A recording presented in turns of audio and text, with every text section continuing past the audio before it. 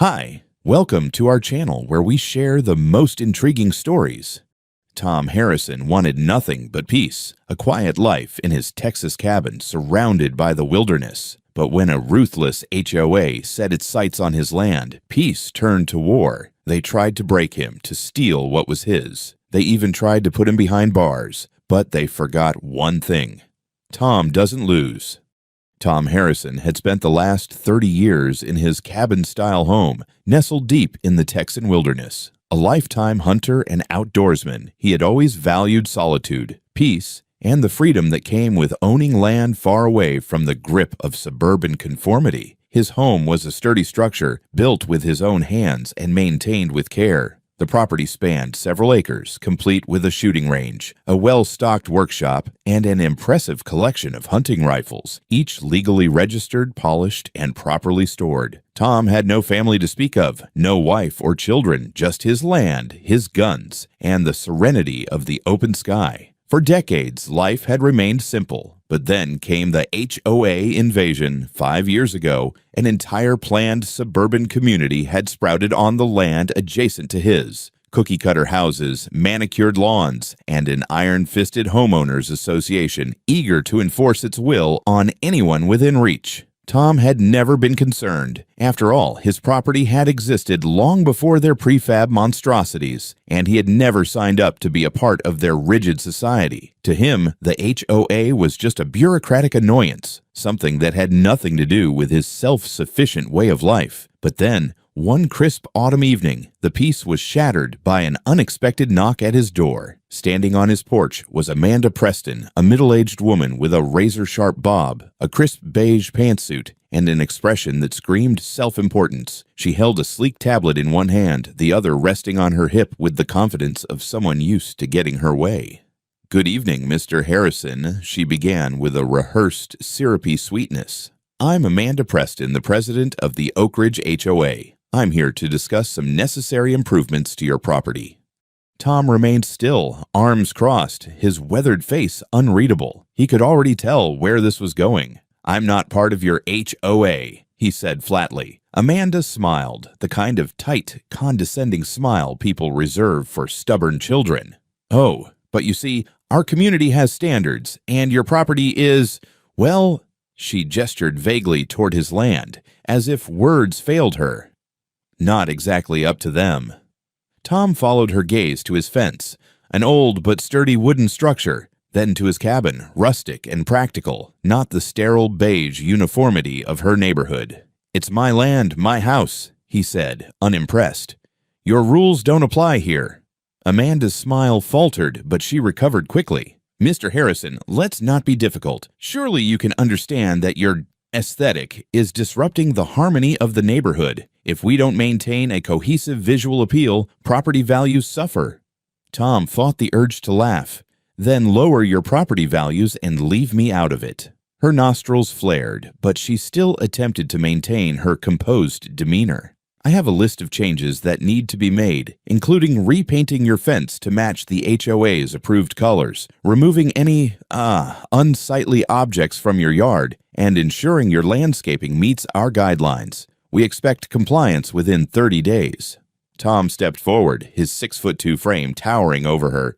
"You're standing on private property, lady. I don't follow HOA rules. I never signed anything. And I sure as hell won't be taking orders from some committee that thinks it owns the world."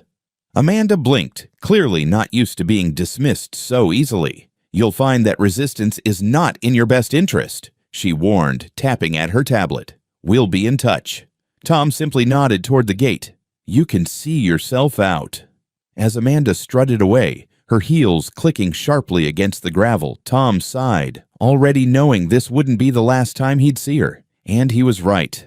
3 days after Amanda's unwelcome visit, Tom had all but put the encounter out of his mind. He had dealt with pushy bureaucrats before, annoying but ultimately harmless. He figured she'd realize soon enough that he wasn't some spineless suburbanite and move on to terrorize someone else. But Amanda Preston was not the type to accept defeat. Late in the afternoon, just as the sun began dipping below the treetops, Tom was in his workshop cleaning his rifle when he heard voices outside. Deep, confident voices. Multiple. Frowning, he stepped onto his porch and immediately felt his blood pressure spike. Amanda had returned, but this time she wasn't alone. Two burly men in HOA branded polo shirts stood beside her, each holding a bucket of beige paint and large industrial brushes. One of them was already prying open a lid, the acrid smell of fresh paint spilling into the evening air. Amanda, now wearing a smug little smile, gestured to the fence. "Since you won't comply willingly, Mr. Harrison, we've decided to take matters into our own hands. Consider this a community service. No need to thank us." Tom's jaw tightened. "Get off my property, now." Amanda sighed theatrically, turning to her goons. "See, this is exactly the kind of stubbornness that holds communities back." One of the men, a thick-necked brute with a tattoo peeking out from under his collar, dipped his brush into the bucket and slapped a long streak of beige onto Tom's fence. That was it. Tom had given them one warning. Wordlessly, he turned, stepped inside his house, and grabbed his shotgun. It was a beautiful piece, an old but well-maintained Remington 870, and it was loaded with rock-salt rounds, perfect for situations exactly like this. By the time he stepped back outside, Amanda's enforcers had painted nearly 3 feet of his fence. They barely had time to register the click-clack of the pump action before, boom, the shot rang out like a cannon blast. The first salt round struck Tattoo Neck square in the thigh. He yelped in pain, dropping his brush as he stumbled backward, clutching his leg. The second guy took one look at his fallen comrade, then at Tom's cold, steady grip on the shotgun, and bolted, dropping his paint bucket as he ran like his life depended on it. Amanda, now pale as a ghost, took an unsteady step back, her perfectly manicured fingers gripping the handle of her designer purse like it was a life raft. "Are you insane?" she shrieked. "You shot him." Tom lowered the barrel slightly, but not completely. "No, ma'ams," he said calmly. "I gave a warning. You ignored it. In Texas, I have every right to defend my property from trespassers." Tattoo Neck was still on the ground, moaning in pain, but it was clear that he'd live. The shot hadn't broken skin, just left a hell of a sting. Amanda's breath came in furious, ragged gasps. She had not expected this. "You'll regret this," she spat. "You're going to jail for this, you crazy old bastard." Tom smirked, tilting his head toward the clearly visible "no trespassing" signs lining his fence. "Good luck with that." Amanda's eyes burned with hatred, but she knew she had lost. For now. Without another word, she turned and stormed off, heels digging into the dirt, while her remaining goon dragged his wounded friend toward their SUV. As they sped away, Tom stood motionless on his porch, shotgun still in hand, watching them retreat. He knew this wasn't over. Amanda Preston wasn't the type to let something like the law get in her way. This had just become a war. Tom had dealt with pissed-off trespassers before, poachers, drunks, and the occasional lost hiker with an attitude. But Amanda Preston was a whole new breed of stubborn. Most people, when faced with a shotgun blast, would take the hint and never show their faces again. But not Amanda. The very next morning, she was back at it. Not in person, not yet, but through a formal HOA complaint. Tom found the notice stuffed into his mailbox, printed on pristine letterhead, sealed with the association's official gold emblem. The letter accused him of unkempt landscaping, his wild natural forest, failure to comply with community aesthetic standards, his rustic cabin that predated the HOA by 3 decades, creating a hazardous environment for neighbors, aka shooting a trespasser with salt. It concluded with a fine of $5,000 and a warning that continued violations could result in legal action. Tom laughed, out loud. Then, just to be thorough, he fed the letter into his wood stove and watched it burn. By the end of the week, the harassment had reached a whole new level. First came the noise complaints. HOA board members, Amanda's loyal lapdogs, started calling the sheriff's department at all hours of the day, claiming they heard illegal gunfire coming from his property. Each time a deputy arrived, and each time they found nothing illegal. Then came the bogus city inspections. Health officials showed up to investigate reports that Tom was hoarding garbage and breeding wild animals. Code enforcement officers arrived, demanding access to check for structural violations. Each time, Tom met them at the gate with his property deed and a firm, "No, sir, you will not be stepping foot on my land." He knew exactly who was behind it. Amanda had gone nuclear, so Tom decided it was time to lawyer up. That evening, he picked up the phone and dialed Mark Spencer, an old friend and damn good lawyer. "Let me guess," Mark said as soon as he answered. "HOA trouble." "Bingo." Tom grunted. "They're pulling every trick in the book. Fines, complaints, fake inspections. I need to start playing offense." "Good. First step, document everything. Video, audio, written records, every single interaction. They'll slip up eventually, and when they do, we'll nail 'em." Tom liked the sound of that. From that moment on, he made it a habit. The second Amanda Preston stepped onto his property line, he reached into his pocket and clicked on his digital recorder. It became a game. Whenever she showed up, spouting off about community standards or the good of the neighborhood, he'd just listen, nod, and let her dig her own grave. Amanda, so full of herself, never noticed. She was too busy plotting her next move, and Tom knew the worst was yet to come. Tom had expected Amanda to keep up her petty harassment campaign. More fines, more bogus complaints, maybe even another attempt to repaint his fence under cover of night. What he hadn't expected was for her to go full-blown criminal. It started on a quiet Tuesday morning. Tom was finishing his coffee when he heard the roar of diesel engines outside. Stepping onto his porch, he froze. A fleet of work trucks had rolled onto his land. A full construction crew, complete with men in hard hats, was unloading equipment, measuring tape already stretched across his front yard. One guy was revving up a chainsaw, eyeing one of his oldest oak trees. And standing in the middle of it all, arms crossed in triumph, was Amanda Preston. "What the hell is this?" Tom called out, already feeling his blood pressure spike. Amanda turned, beaming. "Good morning, Mr. Harrison. We're here to make some much-needed improvements. Your property is now officially under HOA jurisdiction." Tom's jaw clenched, so this was it. "The hell it is," he growled, stepping forward. "You're trespassing, and so is your crew. Pack it up and get off my land before I call the sheriff." Amanda sighed dramatically, like he was being difficult on purpose. "Oh, Mr. Harrison, I knew you'd be resistant, so I came prepared." With an infuriatingly smug expression, she pulled a thick legal document from her folder and held it out. "Here's the official paperwork," she said sweetly. "Your home was added to our HOA last month. All legal, all binding."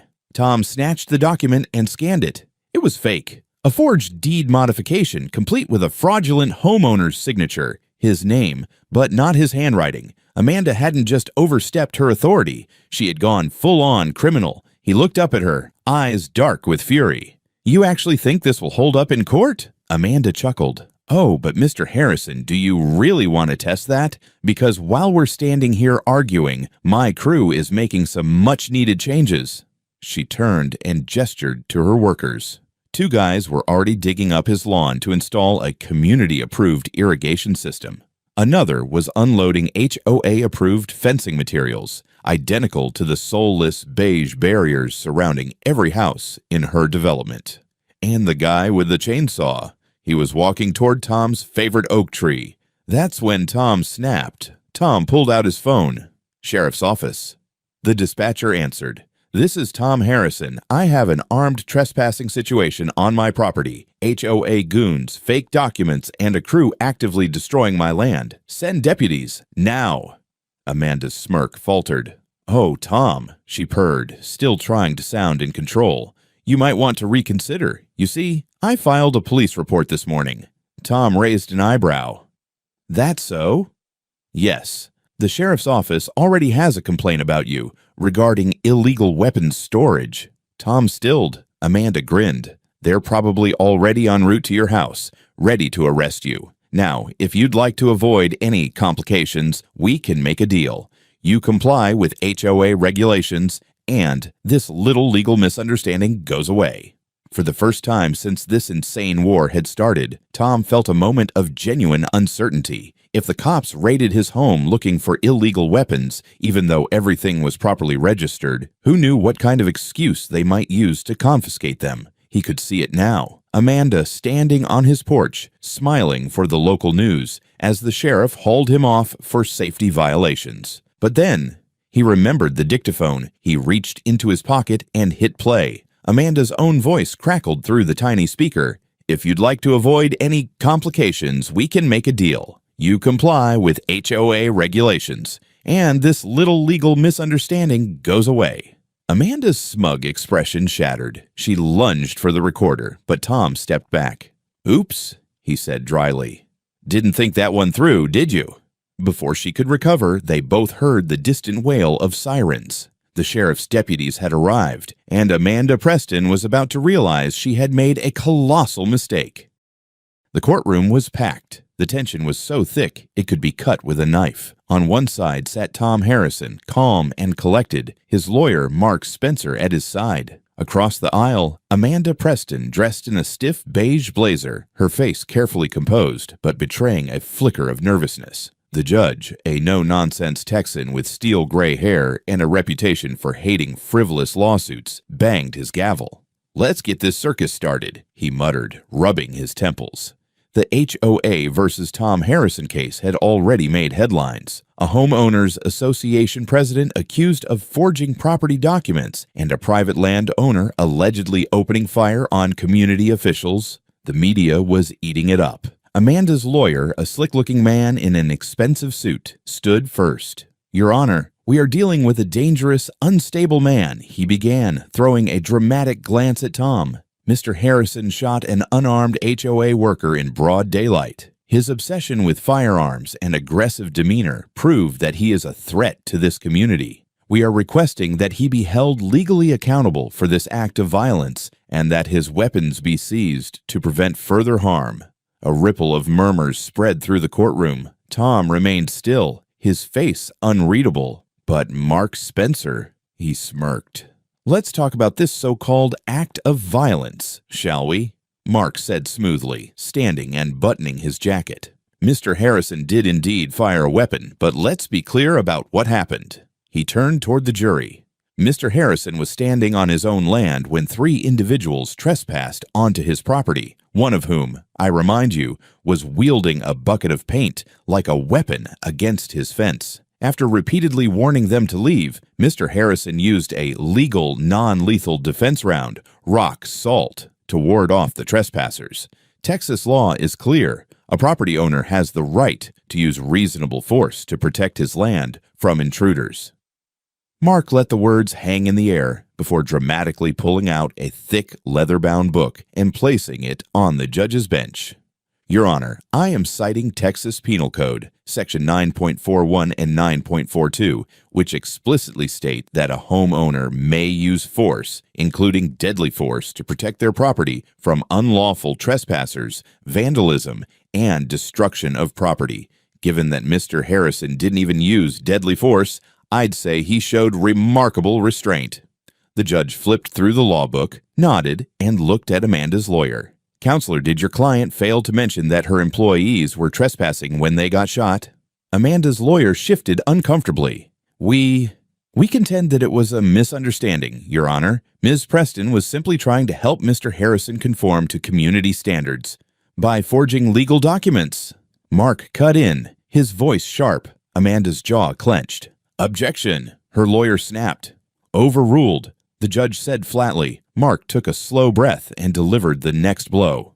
"Your Honor, my client isn't the criminal here. Ms. Preston, on the other hand, falsified legal documents, attempted to illegally annex my client's land, and threatened him with false police reports in an attempt to coerce compliance. I have recorded evidence of her stating, and I quote, 'If you'd like to avoid any of these complications, we can make a deal.'"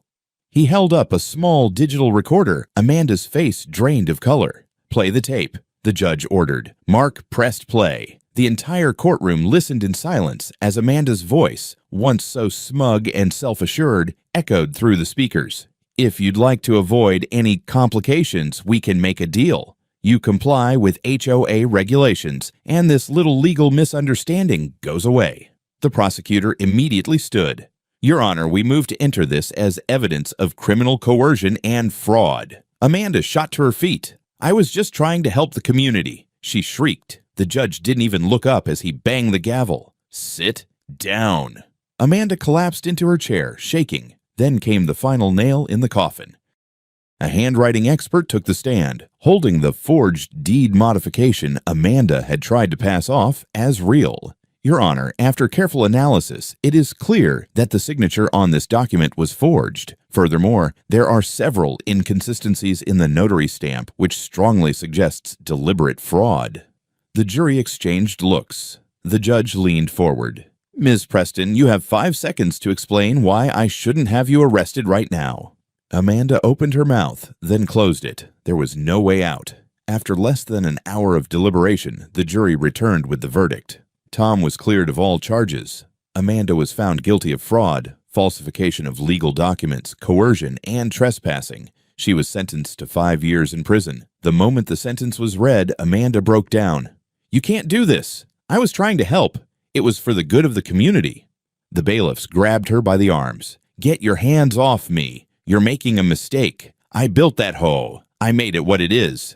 She kicked and screamed as she was dragged away, her shrill voice echoing through the courtroom. Tom watched her go, arms crossed. She had tried to destroy his life, steal his land, ruin his reputation. Now, she was going to rot in a prison cell. The judge turned to Tom.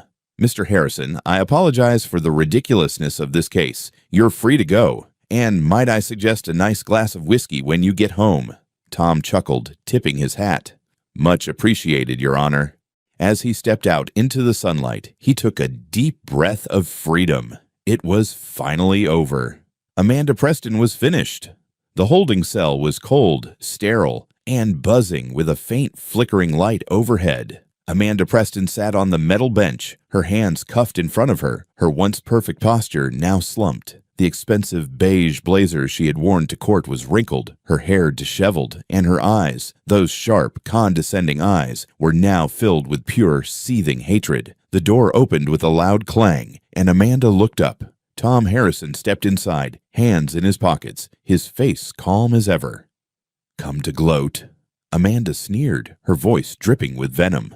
"Just came to say goodbye," Tom said simply, leaning against the wall. Amanda laughed bitterly.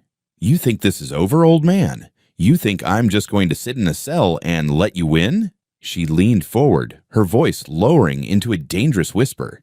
"You don't get it, do you? I built that HOA. I ran that neighborhood. I had power. You took everything from me. But mark my words, Harrison, this isn't over." Tom didn't react. He just watched her, his gaze steady, patient. Amanda smirked. "You may have won this round, but you're not safe. Not really. You think prison is going to stop me? I still have friends, connections. You never know when someone might come knocking at your door, or when you might have a little accident out there in the woods. And the best part? It won't even be me who does it." She sat back, watching him carefully, waiting for a reaction. Tom scratched his chin. "Huh," he muttered. "That's interesting." Amanda narrowed her eyes. Tom reached into his pocket and pulled out his dictaphone. Click. Amanda's own voice crackled through the speaker. "You may have won this round, but you're not safe. Not really. You think prison is going to stop me? I still have friends, connections. You never know when someone might come knocking at your door, or when you might have a little accident out there in the woods. And the best part? It won't even be me who does it." Amanda's face drained of all color. Tom smiled. "Boy, am I glad I made a habit of recording every conversation with you." Amanda lunged forward, yanking against her cuffs. "You son of a—" Before she could finish, the guard stepped inside. "That's enough, Preston. Time to go." Amanda tried to twist away, but the guard hauled her up by the arm and dragged her toward the door. She thrashed, eyes wild. "Harrison, you think this changes anything? You think this makes you safe? The heavy steel door slammed shut, cutting off her screams. Tom exhaled. Then he pocketed the dictaphone and walked out. The next morning, the recording was sitting on Sheriff Dalton's desk. By noon, Amanda Preston had new charges added to her case: criminal threats, conspiracy to commit harm. Her sentence was increased by another 3 years. That evening, as Tom sat on his porch watching the Texas sun dip below the horizon, he thought about Amanda's last words. "You're not safe." Tom chuckled, shaking his head. She really thought he'd be afraid. She really thought she had power. Amanda Preston was gone. And the war was finally over. The Texas sun hung low in the sky, flooding Tom Harrison's land with a golden glow. The air smelled of pine trees and fresh earth, and the only sounds were the distant cries of birds and the faint rustle of leaves in the evening wind. This was the world Tom had always cherished, the world he had fought to protect. He was sitting on the porch of his house with his shoes on the railing and a cold beer in his hand. A freshly cleaned shotgun lay next to him. The war with Amanda Preston and her damn HOA is finally over. Amanda was put behind bars for the foreseeable future, and with her departure, the HOA collapsed. After her conviction, residents of Oak Ridge Estates opposed the association. Board members resigned en masse, homeowners sued for fraudulent payments and fines, and after a few weeks, the entire HOA was dissolved. No one wanted to be part of an organization that tried to steal a person's house and nearly destroyed an entire neighborhood. Tom won, and yet... A car engine rumbled in the distance. Tom squinted, watching as a shiny black pickup truck pulled up to his fence. A young man, probably in his mid-30s, got out of it. He approached the porch cautiously, keeping his hands in his pockets. "Mr. Harrison." Tom took a slow sip of his beer. "It's me." The man nodded. "I just bought one of the houses in Oak Ridge Estates. I've heard a lot about what happened to the HOA and Amanda Preston." Tom raised an eyebrow. "Yes? And?" The man hesitated, then grinned. "I just wanted to say that it was a real battle. You stood up when most people would have given in. There aren't many people like you left, Mr. Harrison."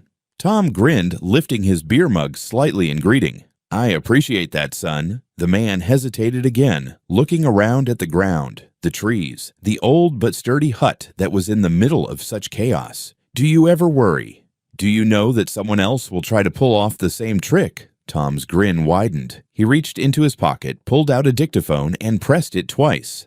"No way." The young man laughed, shaking his head. "Well, I would say that you deserve peace. Take care of yourself, Mr. Harrison." As the truck pulled away, Tom leaned back in his chair, listening to the crickets begin their evening symphony. For the first time in a long time, he knew that no one would bother him anymore. Sighing contentedly, he took another sip of beer, allowing the world to finally calm down around him. And then he thought that this was the best hunt of his life.